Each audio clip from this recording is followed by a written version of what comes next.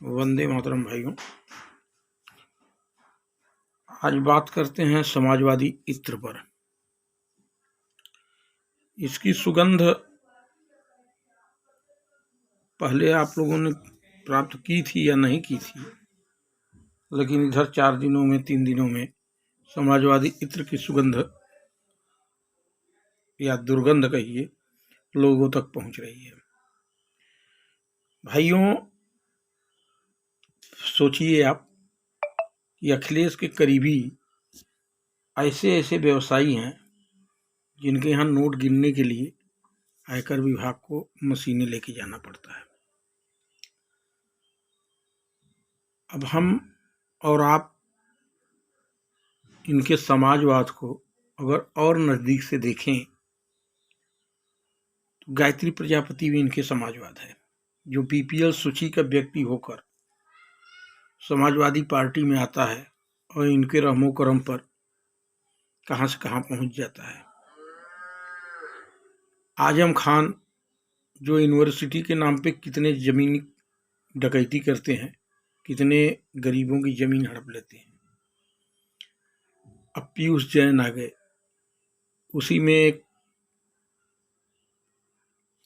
गुटखा का व्यापारी है, इत्र का व्यापारी एक और फंसा है। अब ये रैकेट है जो अनवरत आपके पैसों को निचोड़ निचोड़ कर सत्ता में रहकर एक जगह जमा किया गया है। सोचिए आज बेचैनी बौखलाहट क्यों है? सत्ता छिन जाने पर व्यक्ति समाज सेवा करके लोगों के बीच में जाकर फिर से सत्ता में आवे तो उसको तो कहेंगे कि ईमानदार व्यक्ति है, लोगों की सेवा करने के लिए है। लेकिन माननीय अखिलेश जी सत्ता छीन जाने के बाद किसके बीच में गए, किसके लिए आंदोलन किया, कहीं अनशन किया, या अनवरत परिवार को लेकर कहीं ऑस्ट्रेलिया, कहीं इंग्लैंड, कहीं हालैंड, कहीं स्विट्जरलैंड भ्रमण करते रहे। और सब चुनाव का बेला आया तो अपने लुटेरों को लेके फिर से सक्रिय हो चुके हैं। अब थोड़ा सा हमें और आपको सोचना होगा, क्या एक व्यक्ति जो साल भर से लगातार अनाज फ्री बांट रहा है, लोगों के बीच में जा रहा है, उसके रहने सहने का जो ढंग है, 2 जोड़ी अधिक कुर्ता और 2 लुंगी, एक स्लीपर चप्पल, अखिलेश यादव के एक सदरी, एक जैकेट की कीमत उनके 2 जोड़ी लुंगी और अधिक कुर्ता से ज्यादा है। सोचिए, वह हमारे आपके लिए बेहतर होगा, यह समाजवादी इत्र हमारे लिए बेहतर होगा? आप उत्तर प्रदेश के हर जनपद में नजर दौड़ाइए, सपा के सत्ता में हर जनपद में एक माफिया बैठा होता था जिसका एक ही काम था वसूली, माफियागिरी, गुंडागर्दी, लोगों का शोषण और डरा धमका के लोगों को चुप रखना, और लूट का धन अपना शेयर काट के सीधे इनके घर पहुंच जाता था। आज वो तकरीबन सभी माफिया बदमाश जो सफेद चोला पहने थे, या तो अंदर है या तो भूमिगत है, या तो जेलगत है या तो भूमिगत है। भाइयों,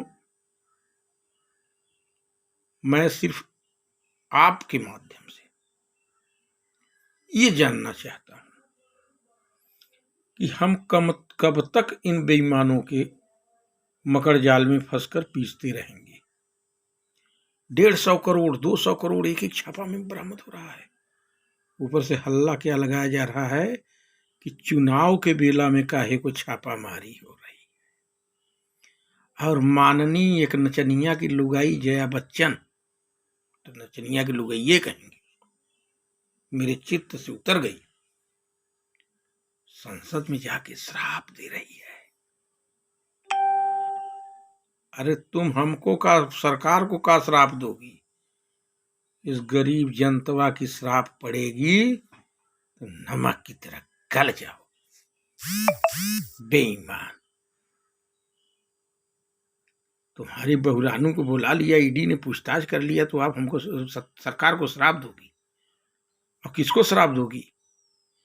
जिस सरकार में कर्मयोगी बैठे हैं, जो रात के 1 बजे भी स्टेशनों पे और सड़कों पे उतरने में कोताही नहीं करते। एक एक काम जनहित का काम है। तुम बेईमानों एक शौचालय एक घर में नहीं बनवा पाए थे। तुम बेईमानों कहीं आवास नहीं दे पाए थे। तुम बेईमानों कहीं उज्ज्वला गैस नहीं दे पाए थे। बेईमानों तुम बिजली भी नहीं दे पाते थे।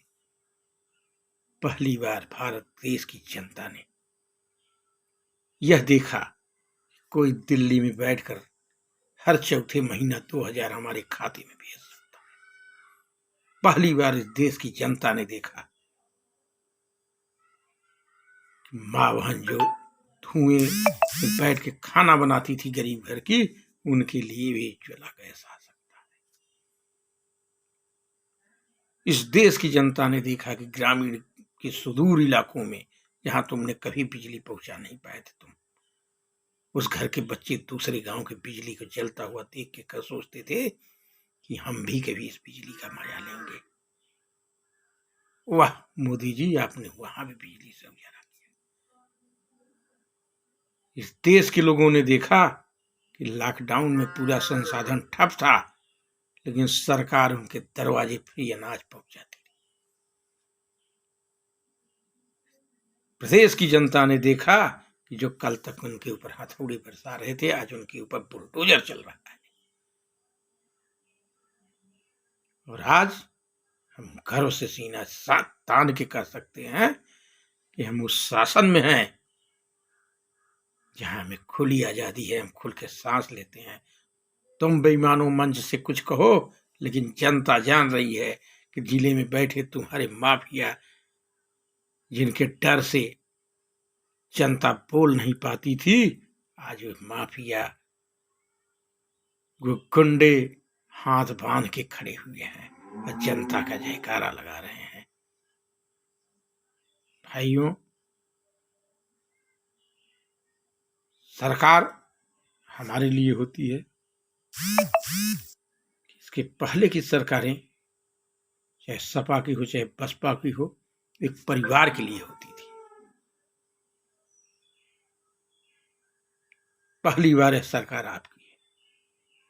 आइए संकल्प लें और वचन दें कि जो सरकार हमारे हित में इन गुंडे बदमाशों माफियाओं को जेल में ठूसा, मौन किया, अगर ये सरकार चाहती तो उन्हें भी पालकर उनको उनके डर उनके भय से हमें भयभीत कर वोट ले सकती थी, लेकिन ऐसा इस सरकार ने नहीं किया।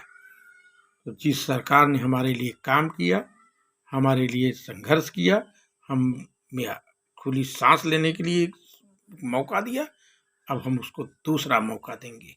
जय हिंद, वंदे मातरम।